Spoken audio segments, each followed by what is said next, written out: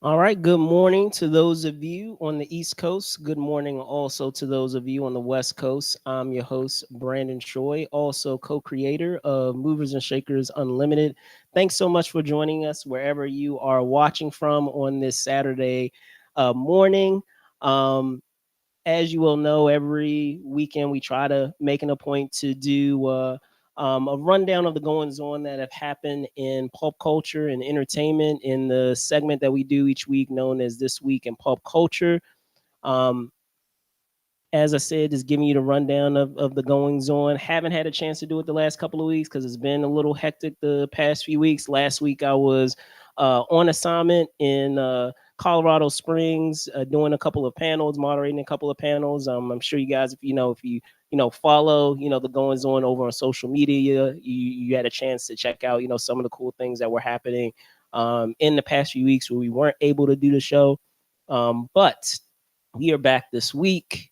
Happy to be back, and of course, happy to be joined by my co-host, Mr. Spillman Trueheart, aka Spills. What's going on, sir? Let's see. I'm What's not up, ladies and seeing you gentlemen? here. Let me What's just up, make ladies sure. and gentlemen? I can see myself. I'm not sure you can see me, Brandon. Okay, no, I'm not able to see you right now. Um, So let's see if we could Hello, ladies and gentlemen. I am not sure what's going on with Brandon's.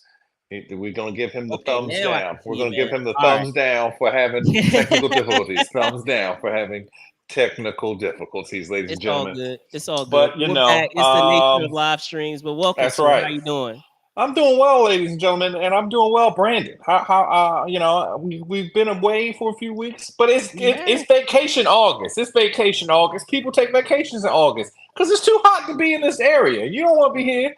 You don't understand, ladies and gentlemen. We live in a literal swamp. It is To be fair sweaty though, out here. to be fair, Not a to palm tree in DC's sight. credit, to be fair to DC's credit, it has gotten a little more tolerable the last few weeks. July was a little unbearable, but Oh yeah, like the rain and the plane. yeah, the last couple of weeks it's mellowed out. It's mellowed out a little bit. It's calmed itself down a little bit, thankfully.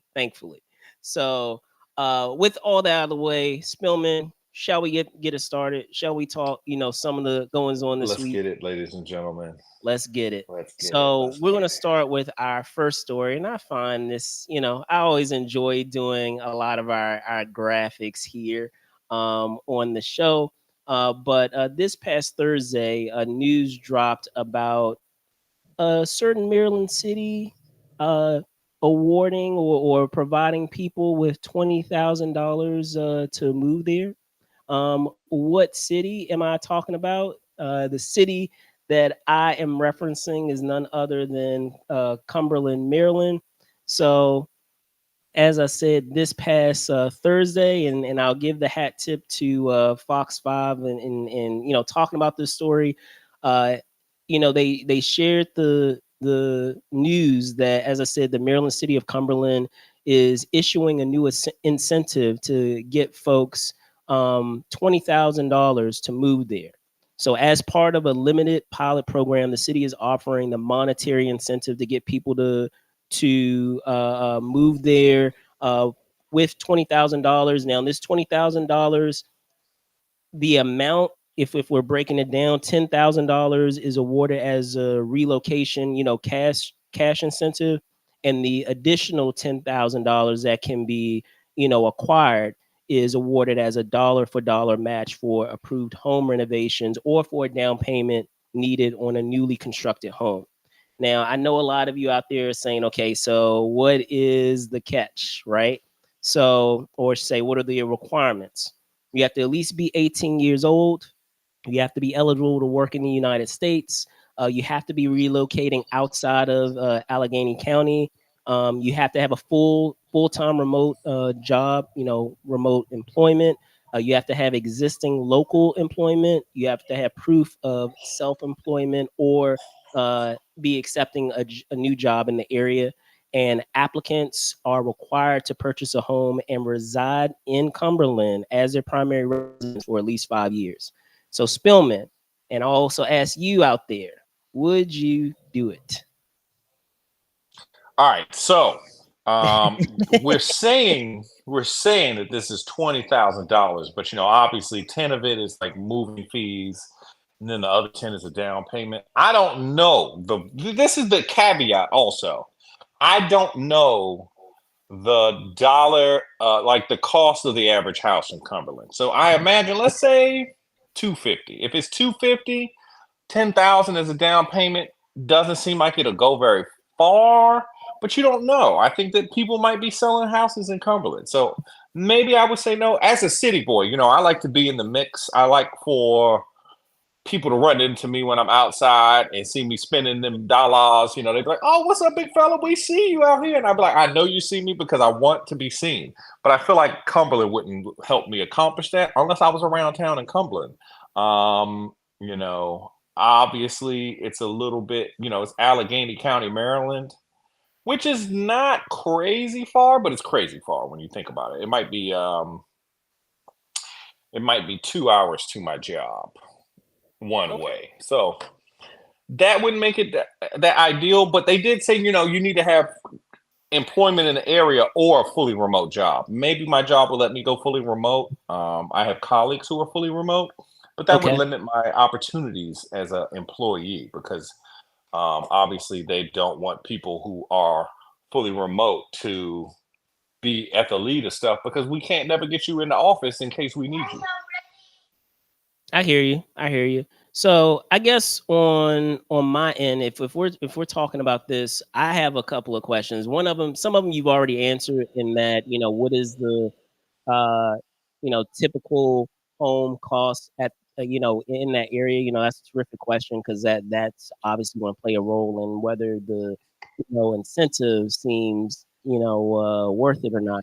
The other question that I feel like is probably on a lot of people's minds is whenever you're getting awarded any type of money, especially an amount of that, that size, what are the taxes on it? Because like at the end of the day, yeah, it's great to see, that amount on paper, but what am I actually taking home, from, that amount that's being awarded or provided to me. So, that would be the question that I have. What am I actually realistically taking home from that amount that we have there? I guess the other question too is I feel like, and this was, and I can't take credit for this because it was implied in the story. Again, hat tip to Fox 5, but I'll take it a step further. Is something like this would make sense perhaps if it's a situation regarding school. Maybe someone is getting a degree, and you're providing them an opportunity. I don't know if they have like a extra added rule there that you can't be a student, but it may make sense in a situation where either a student is living off campus, maybe perhaps where they are uh, um, instead of living in a dorm, they're living off campus, and if they're residing in that area for 4 or 5 years, that might make sense. Or even if a parent, if it's a situation where you see that in some rare cases, parents might move closer to where their kids are for their degrees. Not you don't always see it. Like I said, very rare instances, but it's not unheard of where they may move to that area because they want to be closer to where their kids are for those years that they're getting their degree, and they have the luxury of doing that because perhaps they're retired or they're towards the tail end of their careers where maybe they're at this point are completely virtual because they're wrapping up their careers, you know what I mean? So Mm-hmm. I guess in situations like that that might make sense, but otherwise, yeah, like I don't know. And it's not, Cumberland is great. There's no slight against Cumberland. It's just that it still doesn't seem like, even if we're talking about another city, it doesn't seem like enough money to be able to incentivize because of all the other things that can come into play when you're talking about that. Like we were just saying, it's not exactly $20,000. the maximum from the way it's being explained is what you are earning that you can potentially get $20,000. But if it's not that dollar for dollar matching addition that they provided for 10,000, then all we're really looking at is the relocation portion. So I don't know. It's too many stipulations that can kind of make that $20,000 not truly feel like the $20,000 that it may seem that you're receiving on paper. um I know we had it is still $20,000, but again, taxes, all these other things. All the other considerations for sure, but I understand. Honestly, this is also a conversation about the availability of housing, and True, what the people in true. Cumberland are probably saying is we got houses, we just are 2 hours from DC. Like they're 2 hours from like from my job. I just did it. It's 2 hours and 15 minutes from Cumberland, Maryland to my job in downtown Wow. Silver Spring. Okay. So 2 hours 15 minutes. But one of my supervisors actually makes a similar commute every day. So Oh, more depending on the power to money, her. Wow. hey, but Wow. when you're making that paper, Hey, sometimes you hey. got to travel great distances to achieve financial gain. So I don't Hey. know. To make DC money and live in Cumberland might be great too as well, because you never True. True. Very you're true. not getting $15 sandwiches every day in Cumberland, Maryland. I imagine. I think the sandwich inflation is a little bit lower there. Fair. Daycare is probably cheaper. So That is all fair. that just depends. So Yeah. So, but I'll leave it out to you guys too. For those of you, whether you're, watching it live or you watch this after the fact, would you guys do it? Would you guys, take advantage of this incentive that Cumberland, Maryland has of receiving $20,000 to move there? You can let us know in the comments. So, switching gears to our next story and talking about film and TV. And there are two that I wanted to bring up. So I'll put both of them up here for us. Let's see here. So we have one regarding the upcoming installment for Jurassic World, formerly known as Jurassic Park, and of course we also have the news surrounding comedian Nikki Glazer. So let me see if I can get this up. These two up here. There we go. So yes, as I said, two stories that I wanted to touch on, that came, this past week regarding, the new installment of Jurassic Park. Now, like I said, newly coined as Jurassic World with the current, trajectory of the franchise, as well as Nikki Glazer hosting the 82 or 82nd Golden Globes. So I'll start first with Jurassic World, Spillman, and just to get into some details about this upcoming installment, there are a couple of uh, interesting tidbits to glean from this upcoming installment. It will star, as you can see from the picture there, Scarlett Johansson, Jonathan Bailey, as well as two-time Oscar winner Mahershala Ali. But just to get into some details regarding the story, and this is per the press release from Universal that was dropped this over the week. It said 5 years after the events of Jurassic World Dominion, the planet's ecology has proven largely inhospitable to dinosaurs. Those remaining exist in isolated equatorial environments with climates resembling the one in which they once thrived. The three most colossal creatures within that tropical biosphere hold the key to a drug that will bring miraculous life saving benefits to humankind. Again, as I mentioned with Scarlett Johansson, uh, per the press release, she will be playing a skilled covert operations expert, Zora Bennett, contracted to lead a skilled team on a top secret mission to secure genetic material from the world's three most massive dinosaurs. When Zora's operation intersects with a civilian family whose boating expedition was capsized by marauding aquatic dinos, they all find themselves stranded on an island where they come face to face with a sinister, shocking discovery that has been hidden from the world for decades. So, a lot to unpack, from that press release.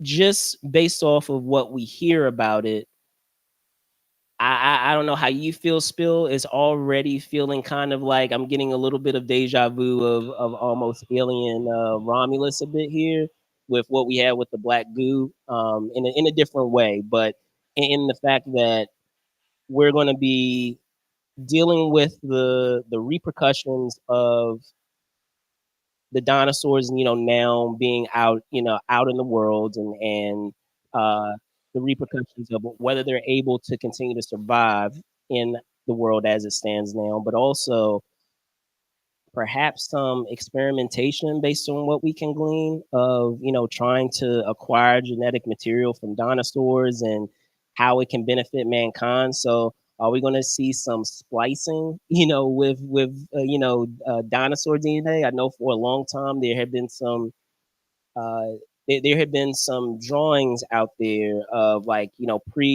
previs drawings out there of them playing with the concept of doing splicing with dinosaurs and humans, before we ever got Jurassic World and the trilogy that we had um, with Chris Pratt.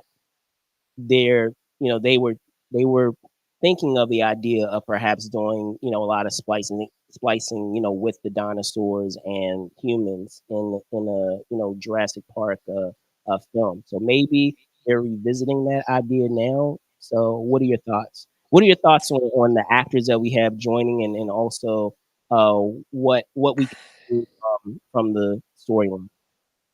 I think it's interesting that we typecast Scarlett Johansson as a spy because I don't understand what a spy is going to do about dinosaurs. Like, I get that you might can clandestinely fly them out of there, but it seems like they're doing that above the board.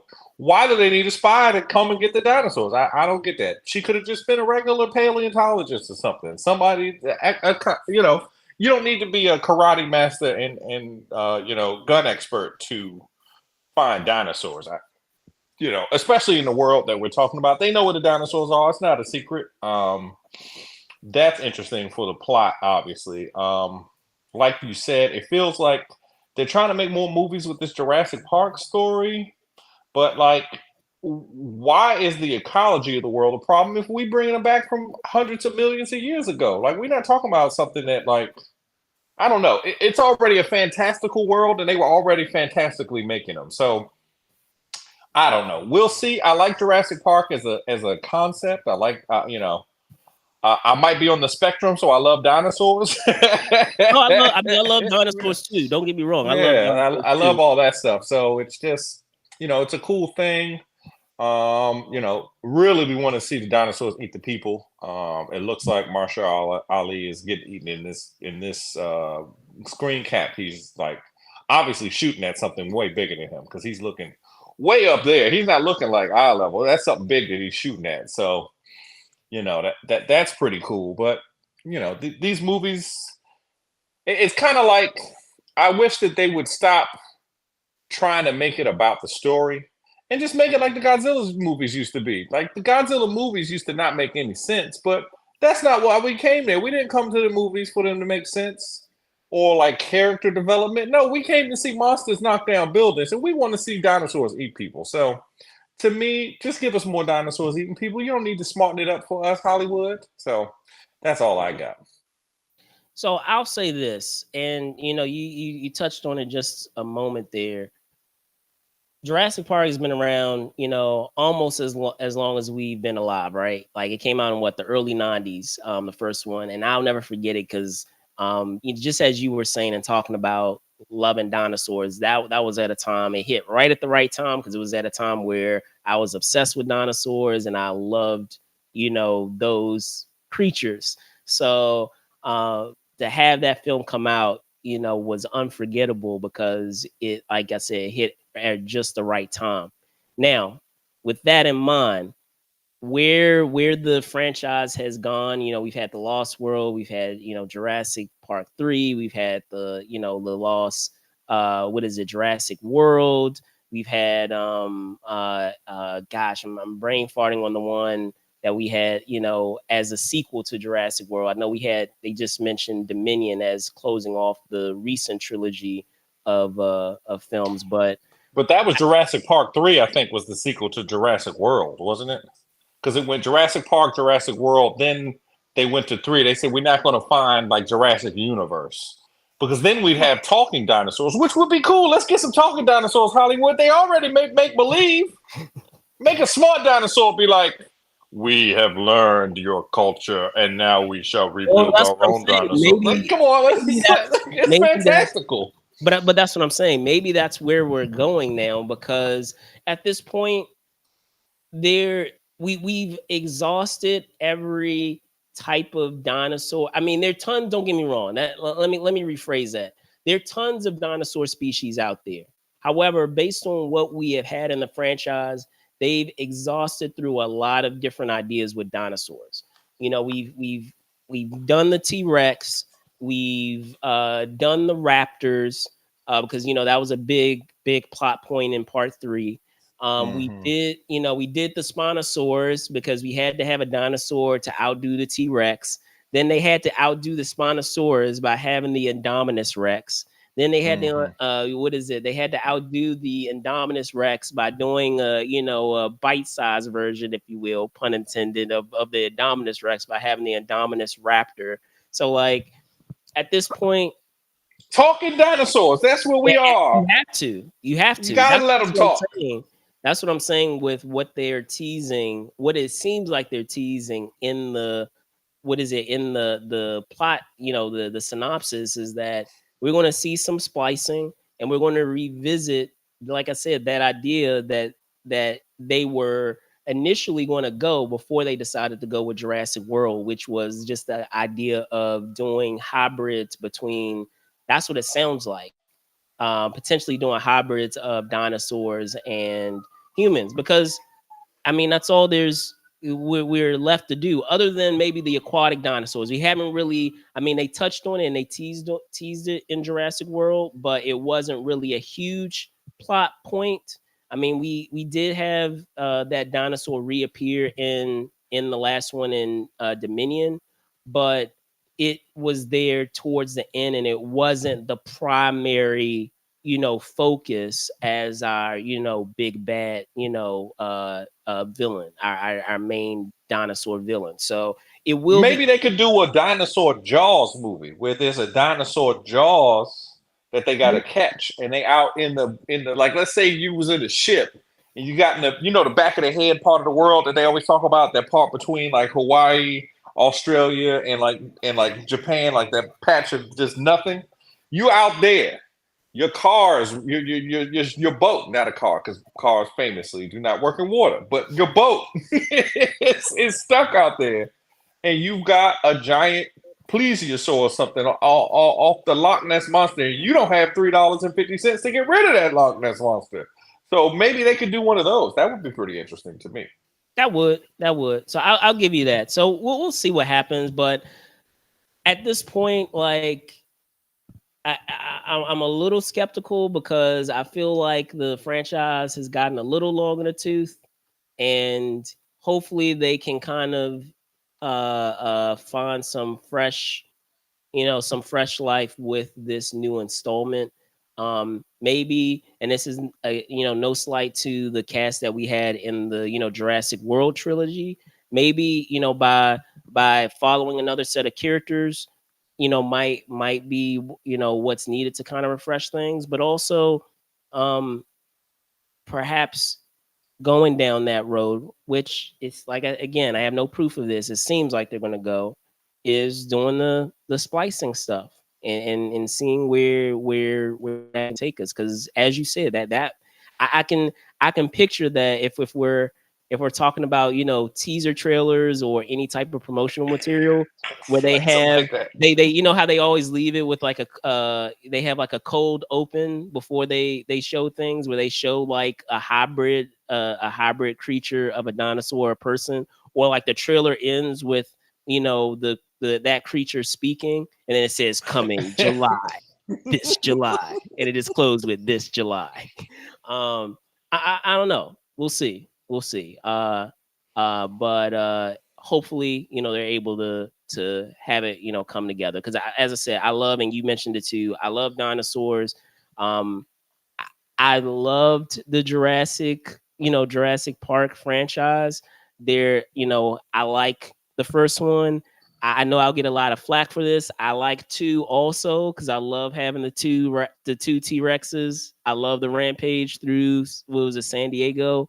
Um, and I know you have naysayers on Jurassic World because you're talking about how it's remixing a lot of elements from Jurassic World. I didn't mind it. I liked the Jurassic World. I didn't much care for the two sequels that followed it, but I did like Jurassic World with the Indominus Rex. So we'll see. We'll see. But as I said, we have two parts of this story. We were talking about what was it, the next installment in the Jurassic World franchise, but we also have the story of Nikki Glazer hosting the 82nd Golden Globes. So this was a story that was dropped over the week, and when discussing, just the opportunity of being able to host the Golden Globes, Nikki Glazer was quoted as saying, "I'm absolutely thrilled to be hosting the Golden Globes. It's one of my favorite nights of television, and now I get a front row seat. Actually, I think I have to host from the stage. The Golden Globes is not only a huge night for TV and film, but also for comedy. It's one of the few times that show business not only allows but encourages itself to be lovingly mocked. At least I hope so. God, I hope so. It is an exciting yet challenging gig because it's live, unpredictable, and in front of Hollywood's biggest stars." She went further, saying that some of my favorite jokes of all time have come from past Golden Globe opening monologues when Tina Fey, Amy Poehler, or Ricky Gervais have said exactly what we all all didn't know we desperately needed to hear.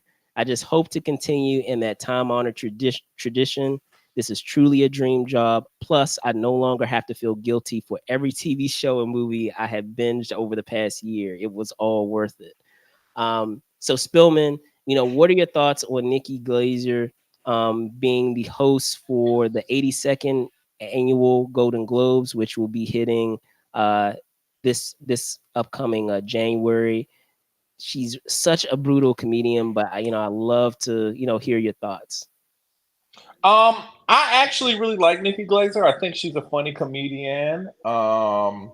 I like how she plays with the line of flirtily. I think she's a very intelligent comedian. So for her to get this gig, I know it's a big thing for comedians now where they're like, it's not worth it. People try to cancel you or whatever.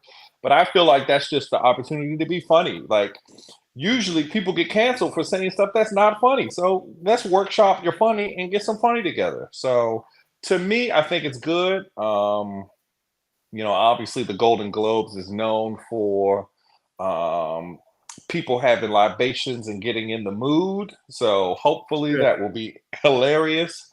sure. I don't think that she'll say anything off the cuff, a la Chris Rock at the Oscar. So I mean, that's the worst thing that could happen is something like that. And I don't think anyone's going to get up on stage and do anything to Nikki Glazer. So I think we're just ready for, they gotta get people to host these things, and the older comedians and stuff, the people that we've known for a long time. It's time for some new blood. So I like that we're giving a new opportunity to a new host and everything.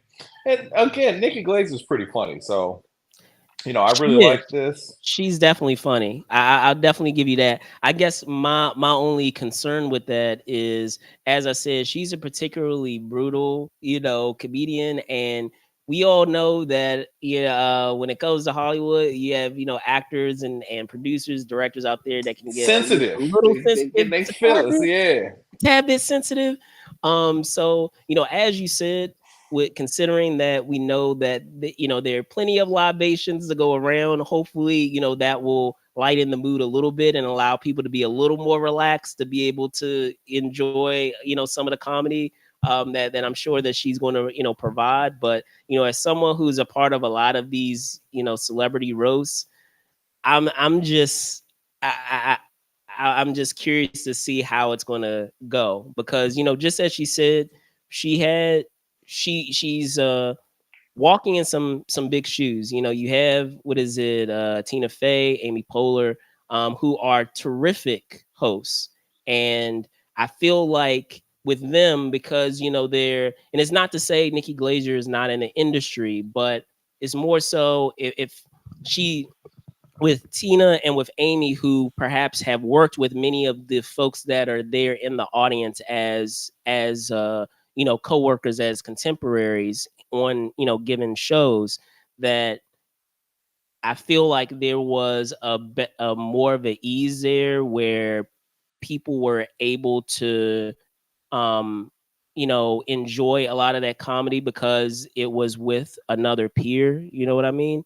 Versus a situation where, you have Nikki Glazer, who, not to say that she's not well known, she is, but perhaps with all the folks in the audience, how many of those folks have worked alongside her in a given television series, a given film, as a peer, that it may not be that same dynamic. So it'll be interesting, because it'll be, as you said, cool to have that new blood in there to be able to mix things up. But at the same time, will she be able to have that same rapport and that dynamic, because of her, the folks that came before her have a different rapport with the audience because of that relationship that they had with many of the people that would be in the audience, if that makes sense. So I'm interested to see I feel like it'll definitely make for some great television, but I'm still curious to see what the how things are going to all when the dust is settled, or when the dust is cleared after that night, how it's going to turn out. For sure. I think people will definitely be in their feelings, but that's what the Hollywood types do. They take themselves too seriously, and we like to see them get knocked down a peg, right, ladies and gentlemen? Like if me and Brandon were famous, y'all would love to see us get knocked down. Right now, we're not famous yet, so you want us to win. But once we win, you want us to get knocked down. So that's what we want. So I think that would be wonderful. I would like to see what Nikki Glazer, who she makes fun of. Um, yeah, so I'd love to see where this goes. But I'm curious to know your thoughts, guys. For those of you out there, as I said, whether you're watching it live or even after the fact, what are your thoughts on on these stories? What are your thoughts on us getting another installment in the Jurassic World franchise that we thought was over? Is it necessary? Should we get another one? And then also with Nikki Glazer, what are your thoughts on her hosting the Golden Globes? You can let us know in the comments. So moving on, talking sports, wanted to touch on this because I know I'm sure you're going to have a lot to say on this with some theories, Mr. Spills. So this is regarding one of the players on my said team, of course, none other than Steph Curry, aka Oh, Mr. AKA Mr. Money the Bags. greatest shooter of all time, greatest shooter of all time. Oh, this But is a yes, great yes. graphic. Yes, the greatest shooter of all time. But in talking about Mr.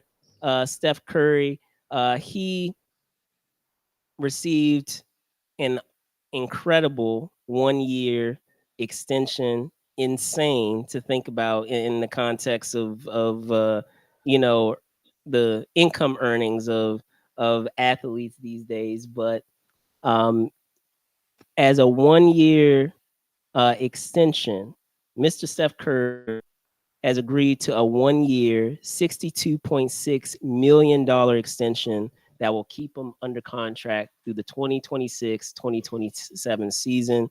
Of course, Spillman, you know, we we have our, I know you have your theories as to why, we're only talking about a 1 year extension.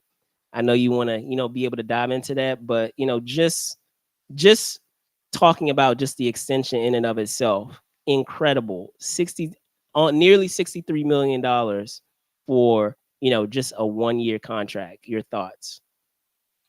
First off, why that man take Clay money like that? First off, why he take Clay money? Why Why he you take do Clay that? money? Yeah, Wow. yeah. That's Wow. why he That's wasn't. He was a horrible. little sad, but he knew That's they was gonna pay him horrible. that money. He took Clay money. That's horrible. He said, "Send Clay to Texas. I'll take his money." He want to That's complain, horrible. act like we haven't seen a decline. I'll take Clay money. I deserved it. I'm the reason why we in the finals. Me. That's That's who. Is it wow. horrible? I don't think it's horrible. Clay know what time it is, but Chef Curry deserves that money. I feel like he's been low key for many years, especially during the death lineup years before they got Kevin Durant. The fact that Steph Curry was underpaid allowed them to get the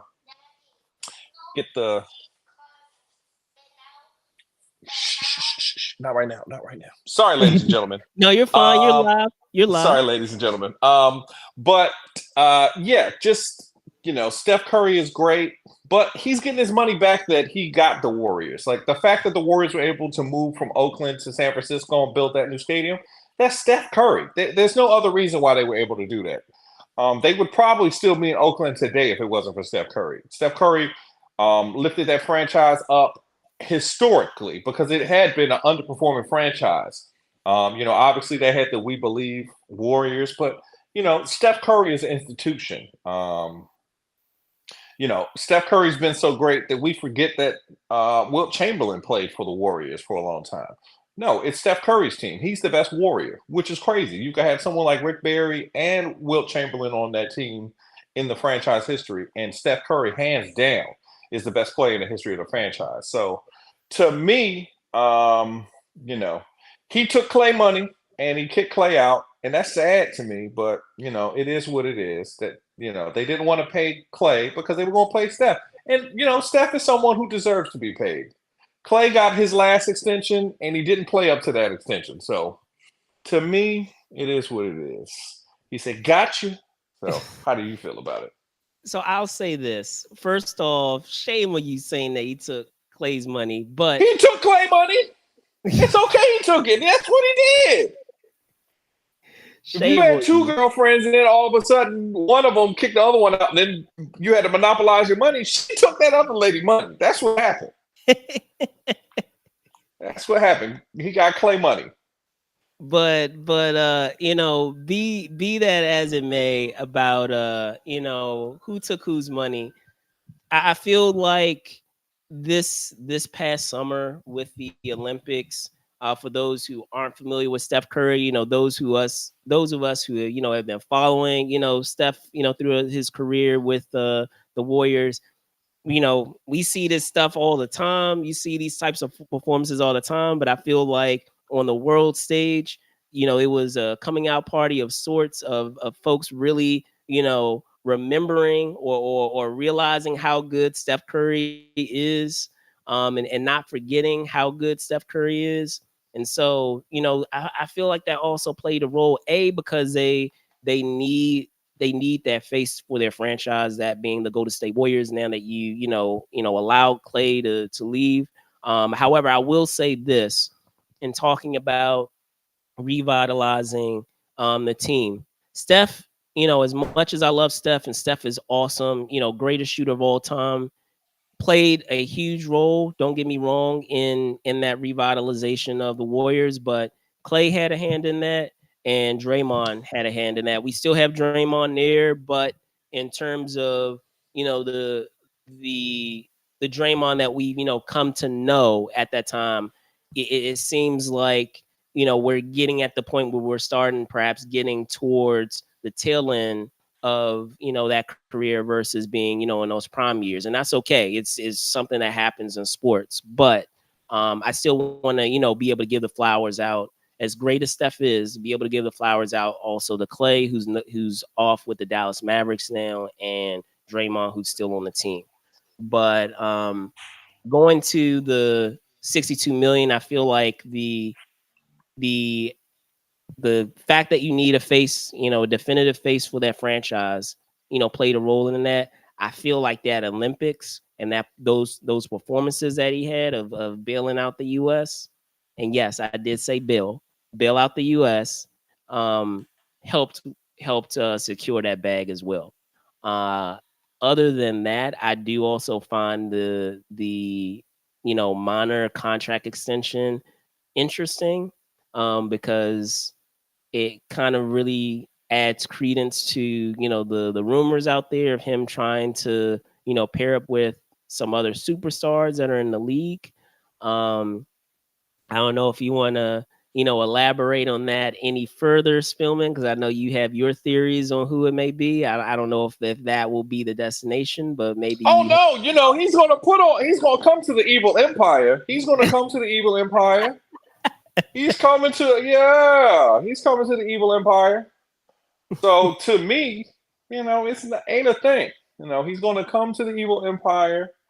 Um, I think that he,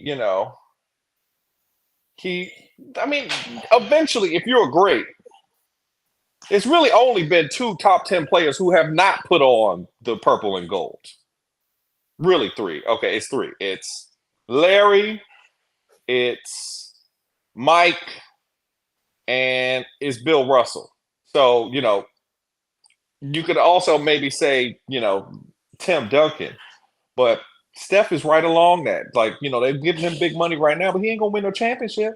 But if he joined with LeBron, that sounds like a championship team to me, don't it?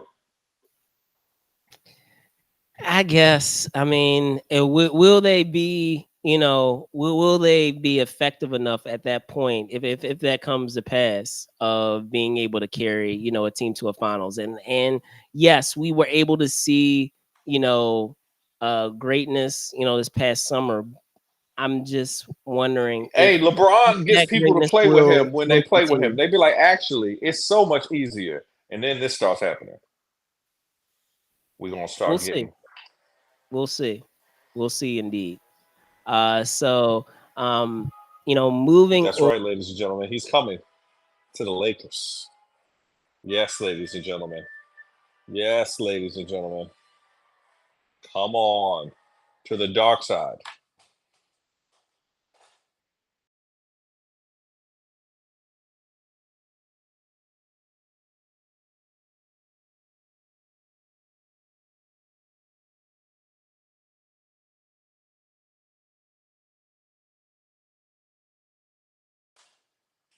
I'm sorry, ladies and gentlemen. Looks like we are having some technical difficulties. I cannot hear Brandon anymore. I don't know if Brandon can still hear me. But we're going to try to get it. Um, I don't know. He's back, I think. Can you hear me, Brandon? Brandon, ladies and gentlemen, can you hear me? Please. We're having some slight technical difficulties. Yeah, slight technical difficulty, but I'm What back. Can you hear happened me? was the podcast, his computer crashes at any time that it's entertained that Steph Curry might play for the Lakers because he know it's a very big possibility because that's what happens in the NBA. People end up playing for the Lakers. That's what they do. Come on down. We Can you hear me corrupt the still? people's franchise. I can hear you just fine, ladies and gentlemen. I Bet, hear you. bet. I'm glad. I'm glad. But yes, I'm back, guys. Talking about the main story that I want to get into. Of course, 85 years of celebrating Marvel, from comics to cartoons to TV to film. You know, what else is there to say about the impact that its characters and the stories that they have told over these 85 years have had on countless generations. Spillman, and sharing the impact of Marvel on you. Could you talk talk a little bit about that. Whether it's the comics, whether it's the cartoons. Growing up with the cartoons, people sleep on those '90s cartoons. Those '90s cartoons are fire. But yeah, go ahead, sir. I will say that Marvel Comics has been a major factor in my life. You know, I'm a big hip hop head. A lot of rappers read Marvel Comics. I'm a big fan of different kinds of things like moral things, and it's a lot of things that Marvel Comics have done in popular culture. It's rumored that the Black Panthers are named after a Marvel Comics character. There's so many things that come from Marvel Comics. People say things like "nuff said," all that kind of stuff, all from Marvel Comics. Some of your favorite rappers are named after Marvel Comics characters, be it an MF Doom thing or, um, you know, Tony Man Iron Starks, the Ghostface Killer, or Big Punisher. He's the Big Punisher because he likes the Punisher. It's all kinds of people like that. I'm really big on it. Obviously, we all look at the comic book medium as itself as the fairy tales of today, and it's always been DC and Marvel, and Marvel is the more mature of the two entities. Marvel is obviously the one that has broken a lot of the ideas. Like, obviously, you can't discount Superman and Batman being from DC and being those kind of characters. But the idea of a super team is something that Marvel really, really franchised and created. The idea of a comic book saga where it's not just a comic book being just one issue is a standalone issue. It has nothing to do with the ongoing issues. Doing arcs and stuff, that was really big with the Marvel Comics. Having a very integrated and grounded universe for your fiction writing has just been great. So to me, hats off to Marvel Comics. There's been times where we thought we were going to lose Marvel. I thought Marvel was going to end in the '90s, honestly, when they were going bankrupt and they were going through all those things. And it didn't make sense to me why they were going bankrupt, but obviously it was the printing practices that they were doing and distribution things, which makes sense. But Marvel Comics is the GOAT to me. I don't feel like there's anything close to it outside of the manga world to me. As far as like fandoms go, I like DC Comics, but really it's only two characters over there people care about. People talk about different characters, but they don't really land as well. Um, you know, uh, the hulking out when people get all swole. They don't say they Superman out, even though they Superman. Superman was an earlier character. So to me, it's just crazy. What do you think about Marvel Comics, Brandon? So I mean, a couple of things to think about. Just whether we're talking about the longevity, of that brand, and I wanted to also comment on DC. DC is great, and they're characters that have played an impact on my life over there as well. But when we're talking about Marvel and what they have brought to the table, whether it's, as I said, talking about the legacy, whether we're talking about Timely Comics, whether we're talking about Atlas Comics, all those iterations before it officially became Marvel Comics, whether we're talking about characters that, as great as the DC characters are, don't get me wrong, they're awesome. And as I said, equally have made, impact on my life in different ways. A lot of those characters, for a lot of people are unattainable. And that's what that in essence, and a lot of times that's what it has made them, so great and so cool in some cases, is because they are so unattainable, where we are trying to strive to be like those characters, right? Where they're almost like gods, in terms of where they stand in relation to human beings. But the thing that has been great about Marvel is that they have made characters that, yeah, they have powers, right? Many of them have powers and abilities, but it's they're still done in a way where it is relatable, where you can still feel like you are those characters and you're able to be those characters, and that they're just basically human beings that are placed in extraordinary circumstances or being provided with, extraordinary circumstances, and how would you deal with those extraordinary circumstances? And we're still being provided with those characters, through moments in our history, whether we're talking about, horrible things like, the Holocaust, the Civil Rights Movement, a lot of those things, of touching on those things, but yet still uh, uh, providing a lens on a lot of those real life events or just real life issues, right? Whether it's, just the idea of using those tropes of having superpowers or being a mutant and relating it to, racism or to, bigotry and all these other issues that we deal in our everyday lives, of being able to use that as a motif, a lot of those things as motifs for real life events, real life issues, and the impact, and just thinking of just the fantasy, right, of being able to have a lot of, of those powers, because these characters, feel, real to us, or more realistic or attainable as characters that we can vicariously be. We, thought of ourselves as a lot of those characters, whether it was Spider-Man, whether it was Wolverine, whether, any of those, X-Men characters. So just in reflecting on not just the comics, growing up reading the comics, not just in reflecting on the, cartoons, growing up watching the cartoons, for all of my 90s kids out there, I was a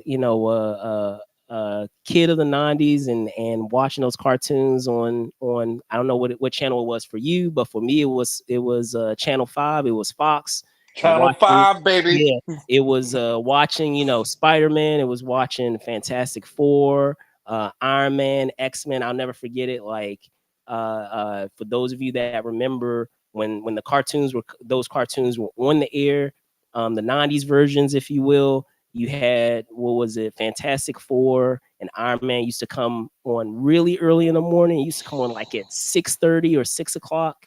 And then like We had the ponytail back then, ladies and yeah. gentlemen. And then later on, you later on that morning, you would get like Spider-Man. I think Spider-Man came on like midday, like 9 a.m. or 10 a.m. And then you would, to close off the round of those cartoons, you would get X-Men at the very end of all those lineups of cartoons. Because we had like Goosebumps in there. We had a whole bunch of other shows. Erie, Indiana. I could go real deep dive with you on all those cartoons, but or all those shows, because those were, the Goosebumps and Erie, Indiana were shows, televised shows versus cartoons. But be that as it may, so many memories, with those cartoons, and then of course you commenting on it, Spillman, of the bankruptcy that happened with Marvel, and them being able to sell those properties to different studios. Us getting Blade over at New Line, right? Of us getting X-Men and Fantastic Four over at 20th Century. Of us getting Spider-Man over at Sony. And what came of that? We, of course, we wouldn't have the MCU as we know it now without those that came before, without Blade, as much as people don't want to give credit to Blade, of Blade coming out, in 98. And then, of course, then after that, getting X-Men, and then getting Spider-Man, and in all those franchises that followed suit after that. So, yeah, it's incredible that it's been 85 years. That's, geez, almost 3 generations, older than our than my parents. I don't know about you, Spillman, but yeah, older than more than likely, both of our respective parents, and something that even our grandparents have, enjoyed at some point or another. So, congratulations again to 85 years at Marvel. Any, last thoughts, Spillman? I just also want to say I want to give a huge shout out to Marvel for fostering literacy. Yes. Obviously people poo-poo comic books as not serious reading, but to me, the most important thing is not what you're reading, is that you're trying to read something, that you're trying to expand your knowledge and expand your understanding of the written word and love of literacy. So to me, I think that that's one of the biggest things that they sell. It's something that I use with my son to this day. Like, hey, as a parent, I'm like, hey, you can read these. Like, I know there may be some things that, he might karate chop somebody at school, but that's not going to be the end of the world or something. But if he's fostered a love of reading, and that ultimately, what's more important than any of this stuff? And also, you know, the Marvel comics, though they may be slightly militaristic or something, they do have a moral lean to them that other comics don't really have as hard. And, we really don't talk about how moralistic they are, but so many of their most successful properties are for things that are for the greater good of society. They're grounded in the real world.